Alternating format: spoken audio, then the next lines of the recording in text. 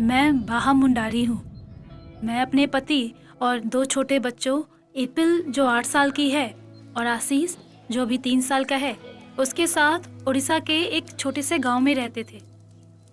हम लोग खेतीहर मजदूर हैं और गांव के जमींदार के यहाँ मजदूरी करते थे। लेकिन मजदूरी के पैसों से घर का खर्चा उठाना बहुत मुश्किल था। इसकी वजह से कई बार गांव के लोगों से कर्जा भी लेना पड़ता था।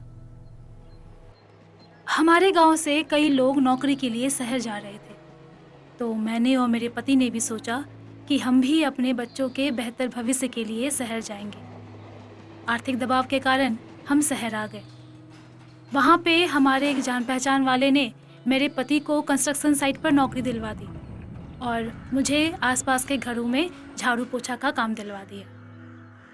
वहाँ शहर में एक मैडम ने हमें एपिल की सरकारी स्कूल में दाखिला करवाने में मदद की, लेकिन मेरे काम पे रहने की वजह से हम आशीष का ध्यान नहीं दे पा रहे थे। एक दिन स्कूल की मैडम जी ने बताया कि बस्ती के पास एक आंगनवाड़ी है जहाँ हम आशीष का दाखिला करवा सकते हैं, लेकिन ये आंगनवाड़ी केवल दोपहर तक ही खुला रहता है।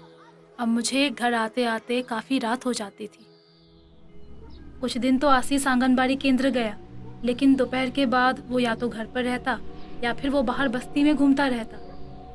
कभी कभी मैं उसको अपने साथ काम पर ले जाती थी, लेकिन मेरी मालकिन इस बात से खुश नहीं थी क्योंकि आशीष बहुत रोता, या फिर वो मुझे काम नहीं करने देता, या फिर वो मालकिन के बच्चों का सामान छेड़ता। तंग आकर मैंने मेरे पड़ोसन से मदद मांगी। मैंने उससे कहा कि अगर वो मेरे आशीष का दोपहर के बाद ख्याल रखे। वो मान तो गई, लेकिन उसने कहा कि वो इसके लिए महीने का 1000 रुपया लेगी। मजबूरी में मैंने हाँ कर दी और बदले में मैंने 2 घरों का झाड़ू पोछे का काम और पकड़ लिया। लेकिन अब मुझे फिक्र नहीं थी कि मेरा आशीष कैसा है। मुझे इस बात का पता था कि अब मेरा आशीष सुरक्षित है।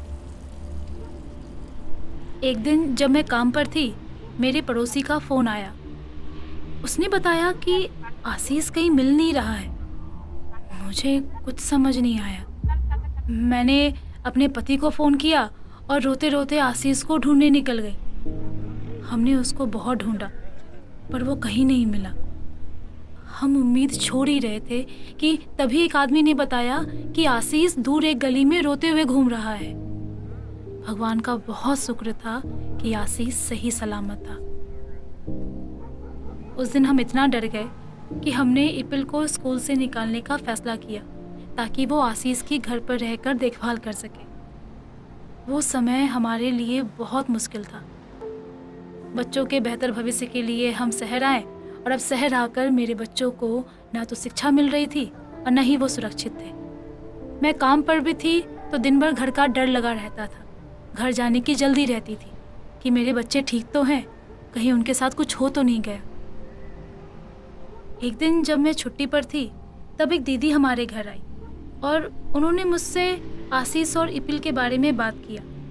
तब उन्होंने बताया कि पास में एक नया आंगनबाड़ी केंद्र खुला है जो हम जैसे काम करने वाले लोगों के बच्चों के लिए है। इसका नाम पालना केंद्र है और ये लगभग 7 घंटों तक हमारे बच्चों की देखभाल करता है, वो भी मुफ्त में।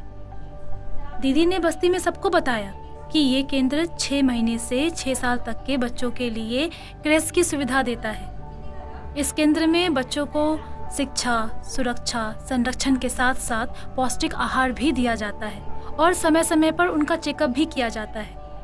अब हम माँ बाप को बच्चों के टीकाकरण के लिए भी चिंता करने की ज़रूरत नहीं है। लेकिन इस योजना को अच्छे से लागू करने में समुदाय एक अहम भूमिका निभाता है। समुदाय के लोग स्थानीय जानकारी, साधन और समर्थन देकर इस योजना को अधिक प्रभावी बनाते हैं, क्योंकि वे अपने बच्चों और परिवारों की ज़रूरतों को समझते हैं और उनके लिए सही समाधान बताने में मदद करते हैं। समुदाय के बिना केंद्र और पालना योजना की सफलता बहुत मुश्किल है।